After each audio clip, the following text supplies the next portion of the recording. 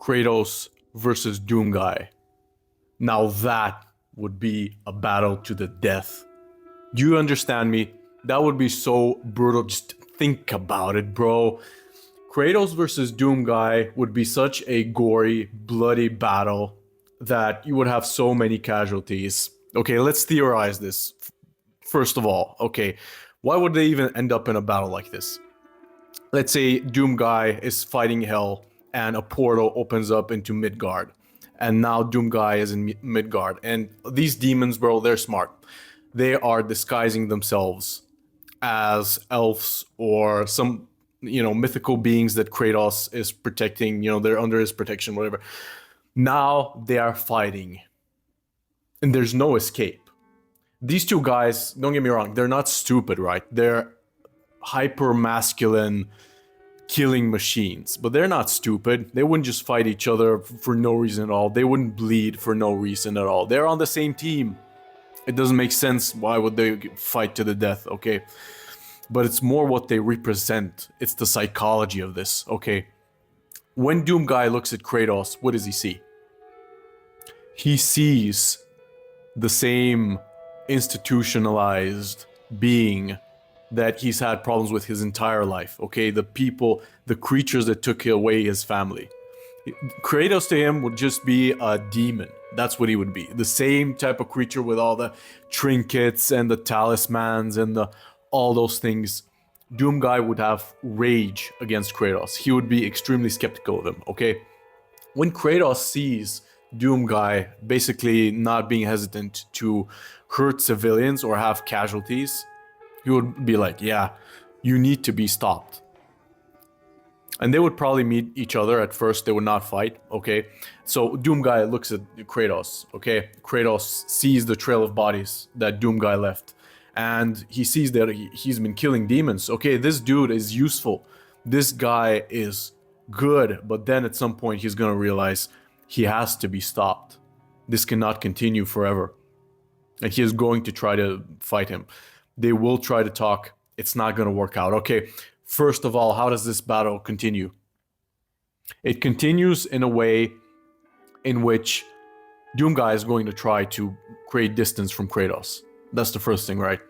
Because that's his strategy. That's what he does.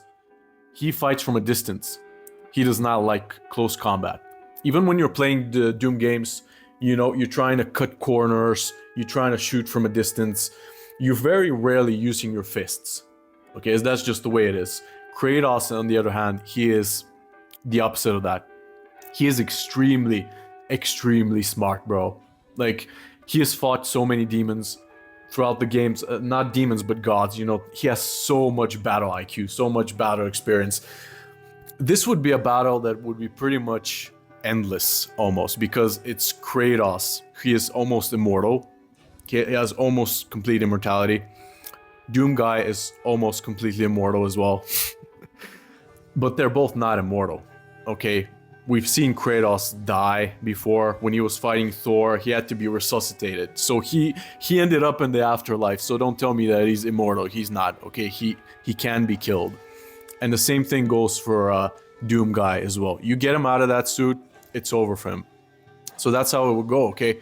Doomguy fighting, creating traps, cutting corners, hiding behind walls, and Kratos trying to reel him in, okay? He's trying to get his blades into his suit and bring him in the same way like in Mortal Kombat, the Scorpion, trying to fight him from a close range. That's what he would do. He would chuck spears at him. He would freeze him with his axe. He would freeze his projectiles that he's fighting and that he's firing against him, while Doomguy is basically trying to get him tired, get him out of his rage, make sure that he cannot regenerate his health. That's how they would try to fight each other. And that would continue on. It would destroy villages. Because every time, think about it, every time Kratos throws his axe at a mountain, that's like 100,000 people dead right there. Every time Doomguy fires something, the BFG gun, that's like the population of a city gone. That's the way it would be. So much destruction. They would break reality itself. That's just the way it would go. There's no way to prevent that type of destruction. There's no way to prevent it. Okay, that's just what would happen. Psychologically, though, between the two, if Kratos gets his hands on Doomguy, he would start ripping his suit to shreds. Okay, he would be ripping into that suit.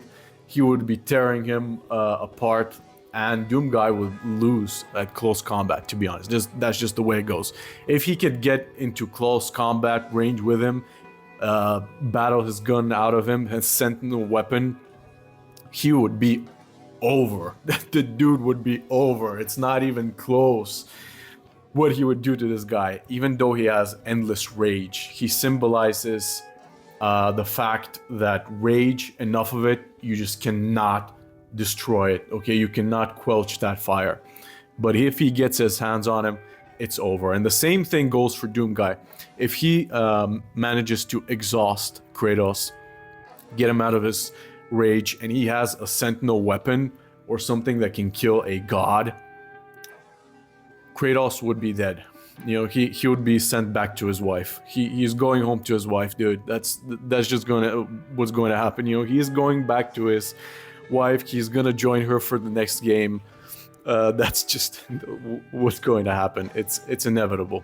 Okay, but I think Kratos can win this. 6 out of 10, probably Kratos would win, because realistically, look at this though. It's a human against a god. Say what you will, but Kratos is a god that can be killed. We've seen gods get killed throughout that entire franchise, but he can get killed, and he got killed by like a hammer, like with Thor.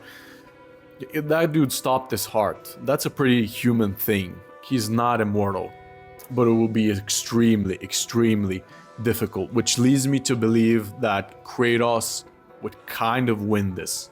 Okay, but hear me out. There's a caveat to this. There's the psychology of these two characters. You have to think about the psychology. You have to analyze these two dudes, because if you look at Kratos, when you meet him in the final games, some people have called him soy, some people have called him pathetic. I wouldn't say that. I don't think that he is pathetic, but he is almost like he is biblically a meeker person. He's not weaker physically or anything like that. He didn't lose his combat prowess, but he is a more humble version of himself. He is war basically regrets itself. He regrets the things that he did, and he's trying to be better. He's trying to be better than what he was in his younger years. And say what you will about that, but that's not a tactical advantage. Like, if you're thinking about your actions critically, the other dude can get so many hits in, no matter what. In God of War, when he's fighting the immortal guy, the immortal... How could I forget his name? Okay. Anyways, he's fighting another immortal god who cannot be hurt at all. He's harassing him in his own home. And this dude gets in so many hits. Like, you get a little bit pissed at that segment with how much Kratos is allowing this dude to get away with. But that builds tension in that gameplay segment, okay? But still, he gets in so many hits. With Doomguy, you cannot let him have that many hits, because if you do, you get tired, you get exhausted as a god. And Doomguy has killed many other godlike beings. You know, he has done that. And think about Doomguy for a second. He has no regret. He's a military dude. From the entire series of the games, you know, he's the same dude. There's kind of like a misconception. It gets a little bit messy, okay? It gets a little bit messy because it feels like Doomguy's different people. You have Doomguy in Quake. You have him in the first games where he's just a nameless guy, but he's really you, okay? He's the player. He doesn't have a lot of backstory. You know that his family got, you know, hell broke loose, literally. He lost his family to hell. And one of the biggest drivers is basically Daisy, which is the pet rabbit that he had, and that's what led him to be this killing machine that he ended up as. So it's basically innocence or sweetness becoming completely corrupted. Like any humanity that he has in him is hidden behind like centuries of war and battles and killing demons. He has become almost immortal, but he's not completely immortal.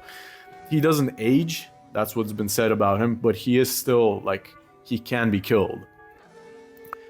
So that's the difference there. He's not a human being anymore. He doesn't analyze his actions.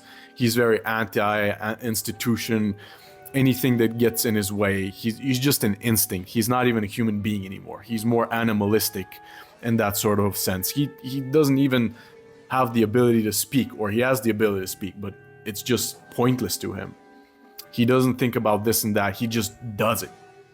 And that's a big advantage for him, because he's basically young Kratos without the ego or without the without any sort of arrogance or anything like that. He is just completely analytical killing machine. That's what he is. And right there, he has an advantage.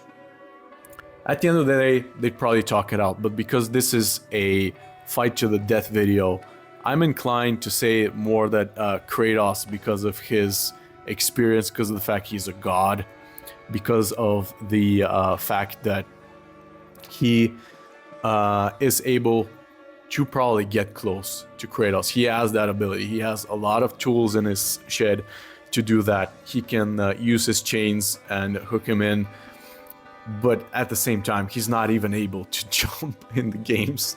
He doesn't do any air combos anymore. So he is probably a little bit slower, judging from the gameplay that we've had.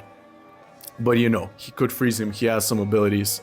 It's 6 out of 10. It's only like a 60% likelihood of killing Doomguy. So whatever it is, it's not huge. Like, they would destroy reality before any of them destroys the other.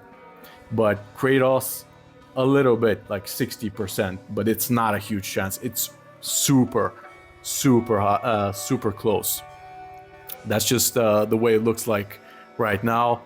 Tell me what you think in the comments, and yeah, I'll see you on the next one, and yeah, bye.